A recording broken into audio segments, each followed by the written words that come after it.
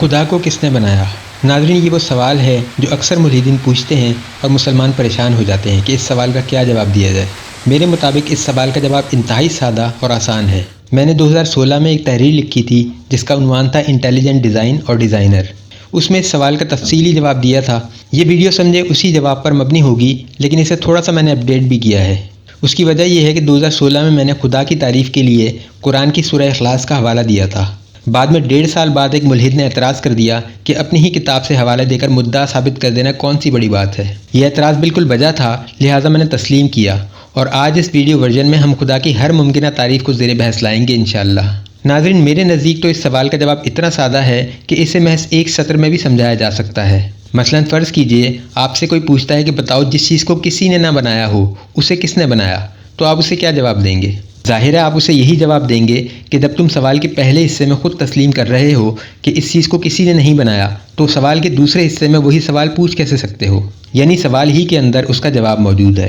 ملحدین کا اعتراض یہ ہوتا ہے کہ جب ہر ڈیزائن اس بات کا متقاضی ہے کہ اس کا ڈیزائنر ہونا چاہیے، تو خدا بھی تو ایک پیچیدہ ڈیزائن ہے، اس کا ڈیزائنر کون ہے؟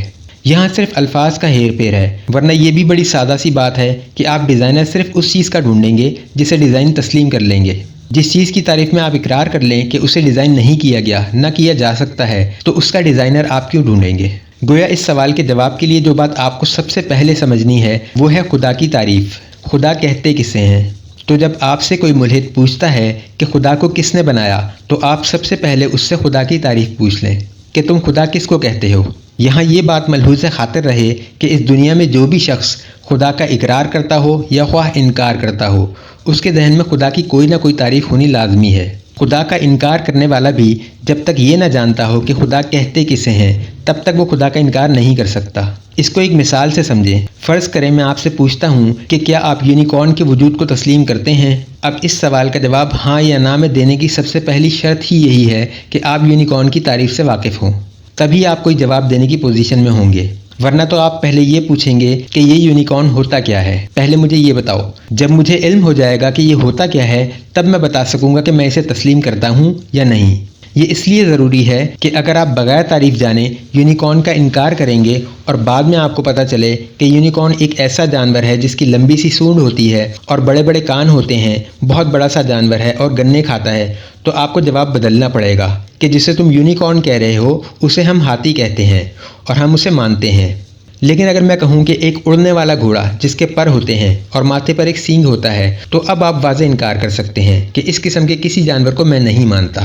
یہ منطقی سی بات ہے، یعنی ایک بات تو طے ہو گئی کہ کسی شے کے اقرار یا انکار، دونوں صورتوں میں آپ کے پاس اس شے کی کوئی نہ کوئی تعریف ہونی لازمی ہے، خواہ وہ غلط تعریف ہو، اس سے فرق نہیں پڑتا۔ پھر یہ سمجھانے والے کا کام ہے کہ صحیح تعریف بتا کر اسے مطمئن کرے کہ تم انکار اس لیے کر رہے ہو کہ تم صحیح تعریف سے واقف ہی نہیں۔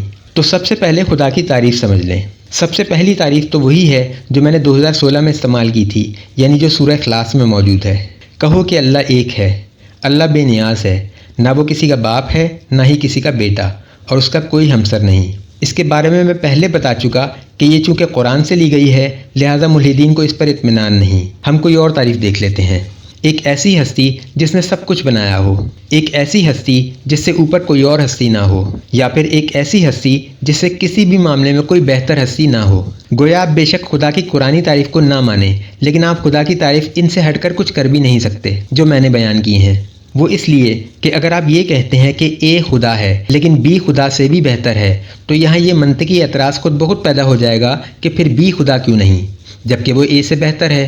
خدا ہونا ہی اس کو چاہیے جس سے اوپر کوئی اور عہدہ نہ ہو۔ اگر خدا سے اوپر کوئی اور عہدہ تسلیم کر لیا جائے گا تو پھر آپ کو خدا بدلنا پڑے گا، پھر اسے خدا تسلیم کرنا پڑے گا جو سب سے اوپر والے عہدے پر ہو۔ نیچے والا اپنے خدائی عہدے سے از خود معزول ہو جائے گا۔ تو یہ انتہائی ضروری ہے کہ آپ پہلے اپنے دل میں خدا کی ایک تعریف متعین کر لیں، پھر اقرار کریں یا انکار، وہ بات کا مسئلہ ہے۔ اب آتے ہیں سوال کی طرف کہ خدا کو کس نے بنایا۔ فرض کیجئے خدا کی تعریف آپ یہ جانتے ہیں کہ جس نے سب کچھ بنایا وہ خدا ہے، تو آپ کا یہ سوال اپنے آپ میں ہی متصادم ہو جائے گا۔ مثلاً فرض کریں کہ آپ اے کو خدا مانتے ہیں، تو گویا آپ تسلیم کرتے ہیں کہ اے نے سب کچھ بنایا، تبھی آپ نے اسے خدا تسلیم کیا تھا۔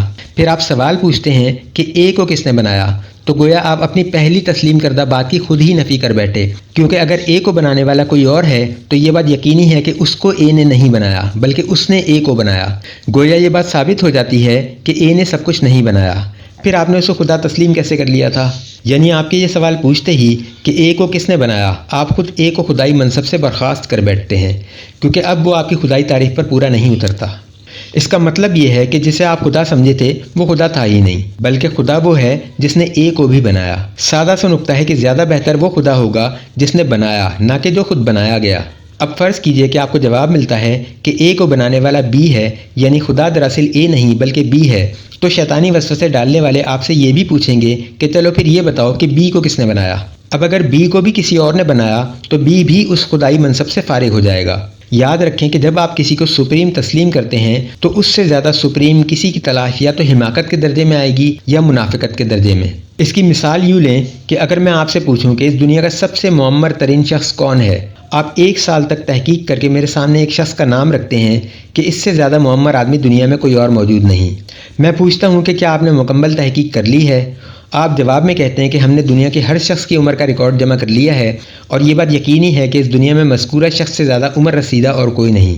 میں آپ کے جواب سے مطمئن ہو جانے کے بعد پوچھتا ہوں کہ اب آپ کا آگے کیا ارادہ ہے؟ تو آپ فرماتے ہیں کہ اب ہم اس سے بھی زیادہ عمر رسیدہ انسان کو تلاش کرنے جا رہے ہیں۔ میں یہ بات سن کر آپ کی پوری تحقیق آپ کے منہ پر مار سکتا ہوں کہ جس تحقیق پر تمہیں خود یقین نہیں وہ میرے سامنے رکھی ہی کیوں؟ کیونکہ جب آپ کو یقین ہے کہ اس شخص سے زیادہ عمر رسیدہ شخص موجود ہی نہیں تو اب تلاش کس کو کرنے جا رہے ہیں؟ یا تو یہ حماقت کہلائے گی یا منافقت۔ یہی معاملہ خدا کے خالق کی تلاش کا بھی ہے۔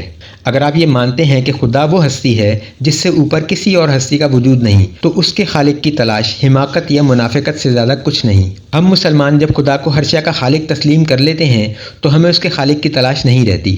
جب ہم خدا کو سب سے زبردست تسلیم کر لیتے ہیں تو ہمیں اس سے زبردست کسی ہستی کی جستجو نہیں رہتی۔ جب ہم خدا کو ہر معاملے میں سپریم سمجھ لیتے ہیں تو ہمیں اس سے اوپر کسی اور خدا کی حاجت باقی نہیں رہتی۔ ہاں، اگر کسی نے مٹی کے پتلے یا پتھر کے کسی بت کو خدا سمجھ لیا ہے، کسی ہاتھی، کسی بندر یا کسی سانپ وغیرہ کو خدا بنا بیٹھا ہے تو وہ حق رکھتا ہے کہ اس کے خالق کو تلاش کرے، لیکن پھر اس خالق کو نام کیا دے گا؟ ظاہر ہے خدا کے خالق کو پھر خدا سے بہتر کسی نام کی بھی ضرورت پڑے گی۔ پھر آپ کو big God, supreme God, capital G سے گاڈ یا گاڈس وغیرہ جیسی اصطلاحات بھی ایجاد کرنی پڑیں گی۔ امید ہے بات سمجھ میں آ گئی ہوگی۔ ویڈیو پسند آئی ہو تو لائک ضرور کر دیں، چینل سبسکرائب نہیں کیا تو سبسکرائب بھی کر دیں۔ اللہ ہر معاملے میں آپ کا حامی و ناصر ہو، آمین۔